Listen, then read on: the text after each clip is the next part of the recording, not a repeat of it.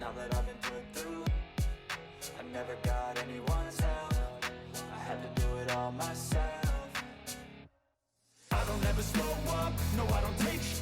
I got no love for the fakeness. If you wanna play tough and wanna hate this, I'll always show up and make a statement. What's up, guys? Masta Styles here, back with another top 10 Triple S hero video on Eternal Evolution. Of course, it has been months. I think the last time I did one of these was around May, so it's been a while since I did a top 10 tier list of the heroes in the game. Of course, it's only Triple S's, no SPs, right? Awaken and unawaken. Because I know in the comments I'm going to hear it. You're putting awakened heroes with non-awakened heroes. You should do two separate tier lists. Remember, on my end, I have to edit, I have to record, I have to do all of these things. So making two videos for me makes no sense. Just me personally, right? It takes a lot of time for me to do all this. And I'm doing it all by myself. But anyways, the next thing I know that I'm going to hear in the comments, what are the criteria? This is just my opinion, okay? You don't have to think about it too deeply. This is just my opinion, okay? Take it with a grain of salt. I'm always going to say that when it comes to tier lists, because I always hear it in the comments. Somebody's going to ask, what are the criteria? Why are you picking these heroes? Hey, the one criteria I actually have is that for this tier list here, there need to be at least one hero from each class on this tier list. That is my criteria.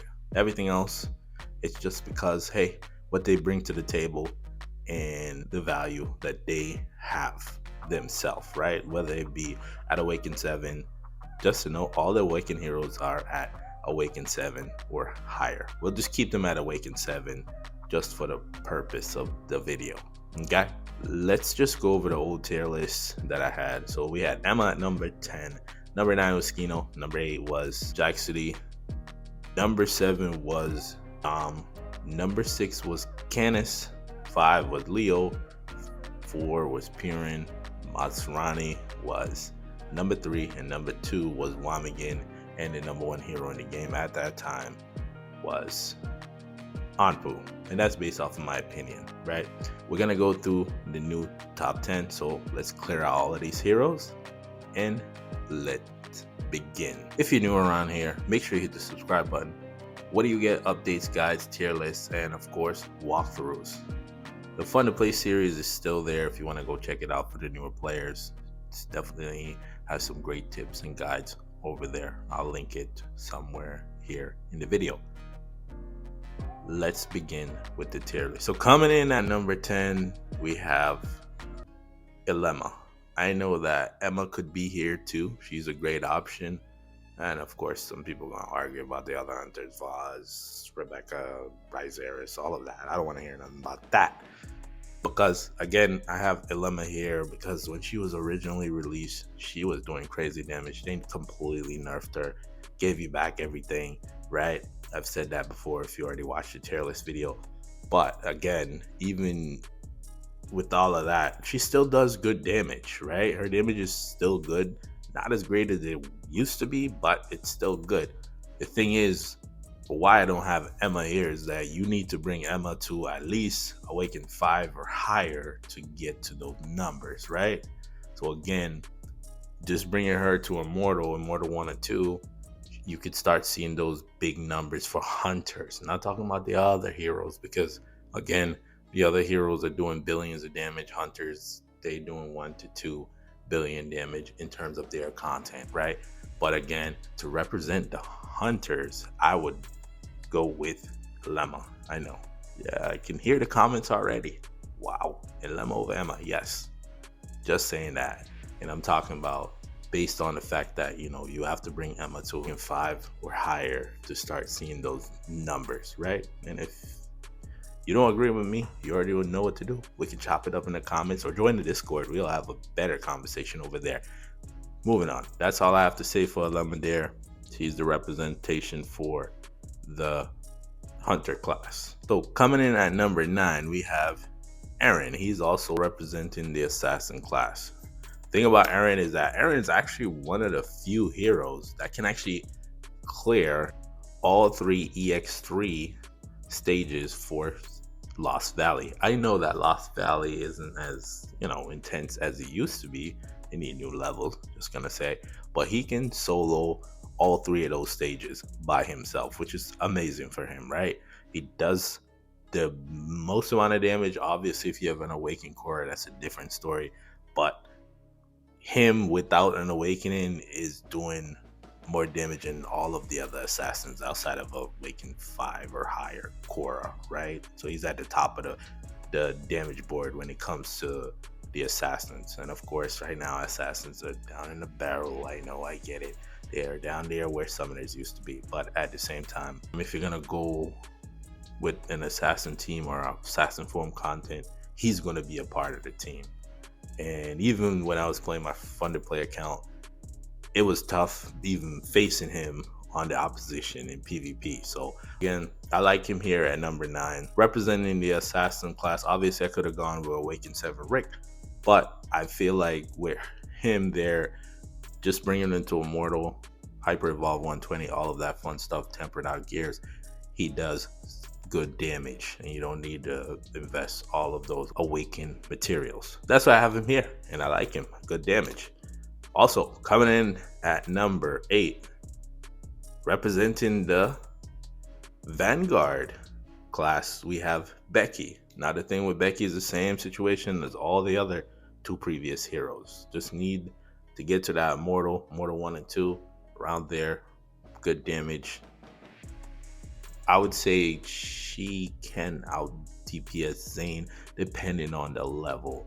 If you have your Becky at a higher level than Zane, obviously it's going to be that she's going to put up the most damage. But it could be situational where Zane does more damage in some situations. But the thing about Zane is that he tends to be squishy, right?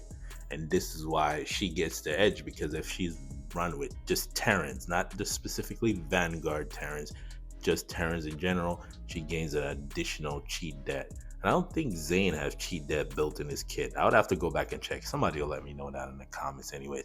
But for me, I like her damage. I like what she brings to the table. And a lot of this is coming from me playing off of the newer account and seeing what these heroes are at lower evolutions. Obviously, when you have them at Immortal and all of that fun stuff, it's a little bit different. But at lower evolutions and even at Immortal, she still slaps. Yes, she does. She does big damage.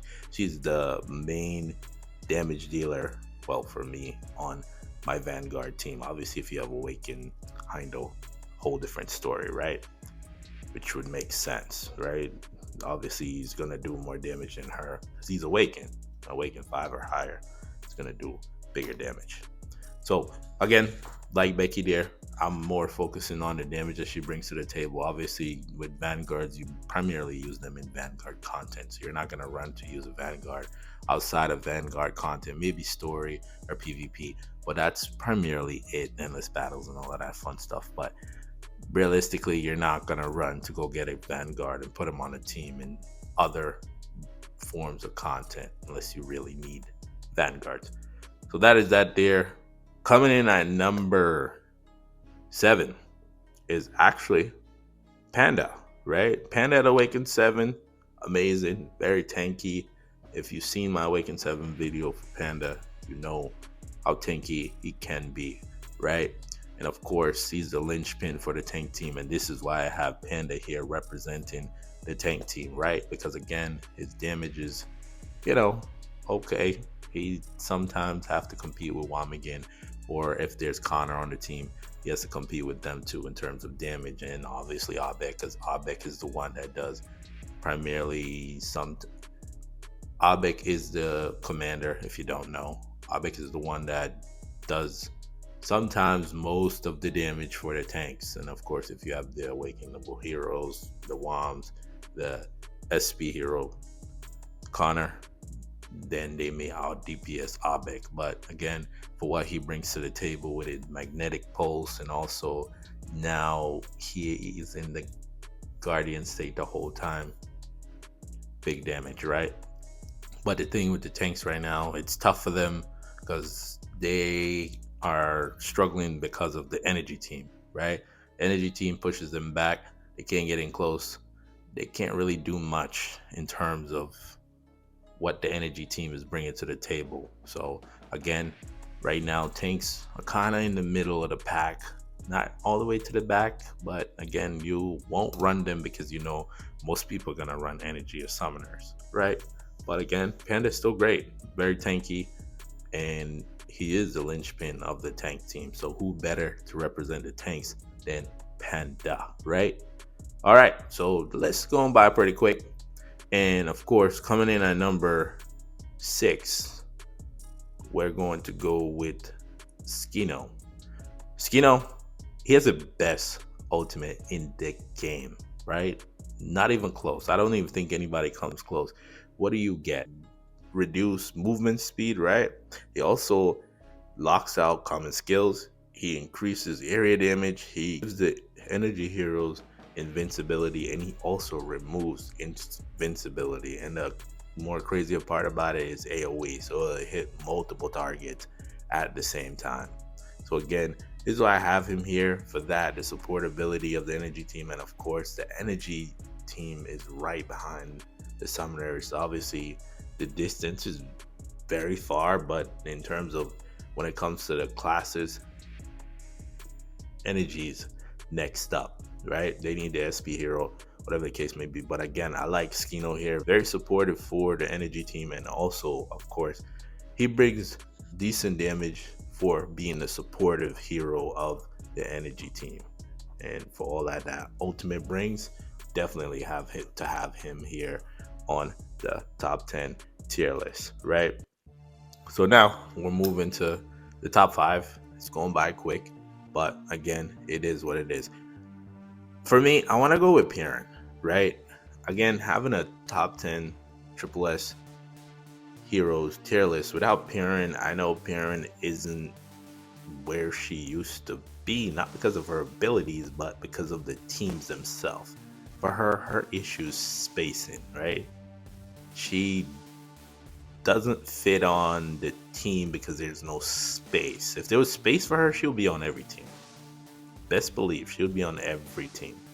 Let's get that clear.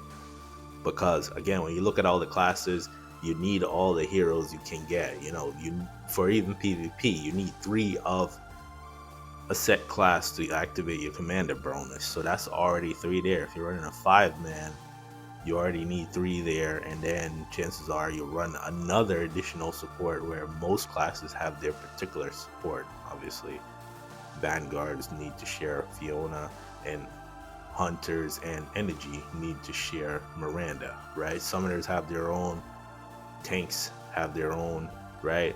So again, with her, it's just primarily figuring out which team you want to put her on, and she works with all the teams. She makes them all better, you know, and that's why I have her back here, because again, the other heroes, we'll talk more about them once we get to that point, but she still bring, you know, energy increase, right? She increase your damage, she reduce the damage you take, she also stuns. Only thing is that she doesn't do is do damage herself, so life steal doesn't work with her, and her healing isn't great, right? So that's the negative there, but at the same time, the positive outweighs the negative.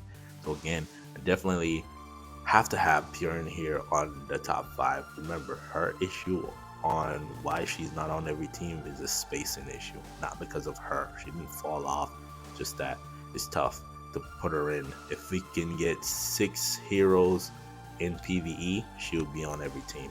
I promise you that. But moving on from Piran, we're gonna move on to the top 4 heroes in the game. Coming in at number 4, this is probably the one where people are not gonna agree with me, but guess what? We have Rena. I have Rena here because again, in PvP, she's just a beast. Like, she is. She's just ridiculous. Tanky, big damage, right? Let me say that again. Tanky and big damage. Who's a hero that recently, you know, came out that should be tanky, but the damage isn't great, right? So you have that there in Rena. She's tanky in the middle row. I know I sometimes see people don't have her in the middle row, which is crazy to me. All her benefits for her tankiness comes from her being in the middle row. So again, her damage is great. Obviously, in energy form content, she's pumping out that damage. But primarily with her, it's more PvP. Because I was thinking like if I had to create a team, and regardless of what the content is, what the heroes I would bring in, right? I would still bring her because her damage is great, even if she's not in the ideal situation where she have the perfect commander, the perfect prototypes, and all of that fun stuff. Her damage is still going to be great, and the knockbacks, right? Especially if you can knock them back, that comes in very clutch. So again, Twilight Lands, I'm thinking of that. But again, I definitely have her here for what she brings to the table in terms of the energy class, right? Obviously, her combined with Skino, beautiful, beautiful combination. So now, speaking about the energy class, we're going to hop into the top 3 heroes that are in the game, right? So coming in at number 3, I have Miranda, right? The reason why I picked Miranda is because in situations where I need the additional protection or survivability, it used to be Maz.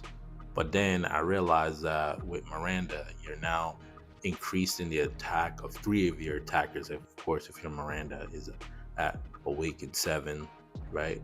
I don't think it needs to be at Awakened 7 to access that ability. I think that's at 3. A3. Don't quote me on that. If you know better than me, let me know down in the comments. Just going off of what I can remember. I know that ability is there. But the fact that she casts the shields and where her, especially if you're running her with summoners, you know you're running summoners everywhere. If you run her with the summoners, you don't even have to worry about the big damage hitting her because she protects herself with the layers, right? She has enough time to cast her ultimate skill again, and then that way she can continue to pile on the layers, right? But again, with her protectability and also increasing your attackers, 3 of your attackers gain 20% increase to their attack. That's huge. Obviously, the other ability for her is her Awaken 7 ability, where she becomes the 6th hero in PvP. So again, that there is huge. Whether you're using her with hunters, whether you're using her with energy, you can go as far as putting her with the summoners, which will help out with their survivability. They already have a Lu there, so again, that makes them harder to take down. So again, this is why I have her here. I like her in Exotic Expedition, especially before. Well, now with Trojan, I don't necessarily need to run her anymore, but at the same time, I still have her here. She is still good support hero, and of course, the additional for PvP doesn't hurt, makes her a lot better. So now that we got Miranda out the way, and for why I have her here, there's 2 more heroes left, right? This is where it gets a little tricky for me because, again, I was leaning towards one, and then I'm thinking about not just myself and just how I see it. So this was tough for me, right?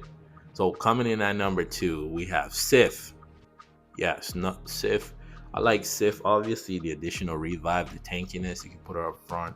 Problem is, the only reason why you can't put her up front sometimes, especially if you're facing the mirror, is that you don't want to put her up front because of Anpu, right? Because the revive, you come back, your health is going to be nullified a little bit. Not going to be 100%.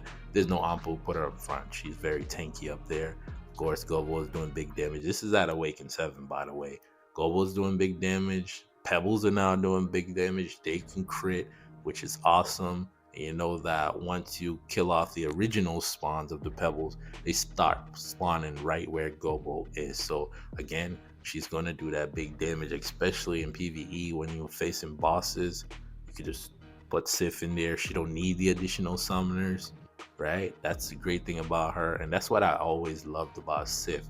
She could work off of the summoner team. Obviously, she's going to do great there, but just her alone, she's still going to give you some good damage. She's going to end up being your main damage dealer depending on the content, and even where there's Vanguard content, right? Because that's primarily that's the other one.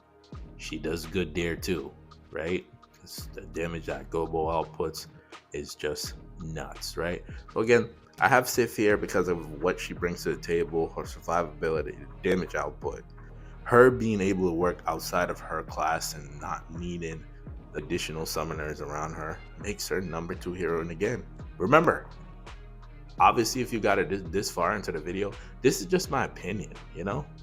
And if you have your own list, comment it down below and see what other people think of your list, right? Comment your top 5. I won't even say top 10. Just comment your top 5 down below and let everyone know what your top 5 is. Because again, you may not agree with me, but at the same time, this is just my opinion.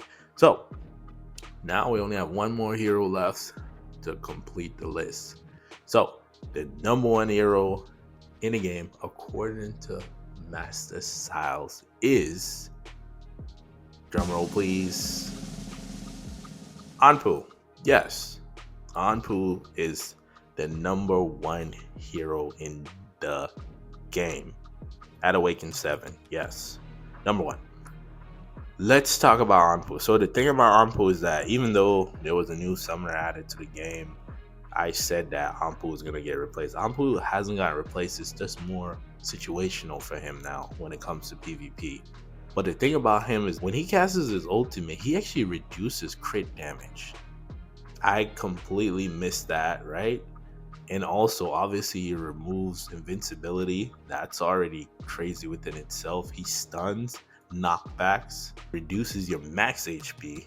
That's all within activating his ultimate. And then the other part about it is that even if you somehow was to get back your invincibility, within 1.5 seconds, here comes another ultimate. What? Yeah, that's nuts, right? So again, obviously the shortcomings of him is that he needs the additional summon creatures around him to do that additional damage. And of course, if you're running him with Jaxity, Amat, and Alu, you know that the damage there is just going to go through the roof. So he works well on the summoner team. Can you run him off of the summoner team? Yes, because of the abilities that his ultimate brings, but it's best to run him on the summoner team, if it makes sense, right? Because again, Anpu's value in PvP is just beyond unreal, right? In PvE, you know, you have so many other options to choose from depending on how you want to run your summoner team. And it can even go as far as if they bring out another summoner prototype, you can run 2 summoner teams. You can always bypass it by using gems. Gems is always another way to go to run 2 summoner teams. End up using 2 summoner teams on Roulette of Truth because my assassins are not that great.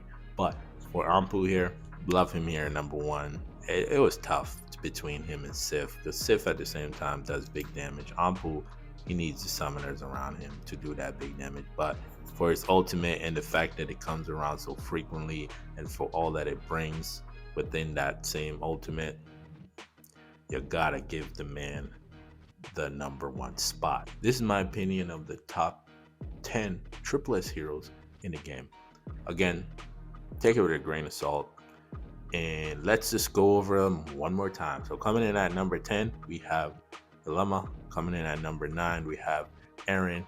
At number 8, we have Becky. Number 7 is Panda. Number 6 is Skino. Number 5 is Purin. Number 4 is Rena. Number 3 is Miranda. Number 2 is Sith. And the number 1 Triple S hero in the game is Anpu. If you've made it this far in the video, the word of the day is Anpu, because he's the number 1 hero in the game. And if you're new around here, make sure you hit the subscribe button. You get updates, guides, tier list walkthroughs. For those that are rocking with me, you should already know what to do. Make sure you comment down below how you feel about the tier list. And don't forget to hit the like button. It'll help to send out the video into the algorithm. Without further ado, I want to thank you for watching. Till the next video, peace.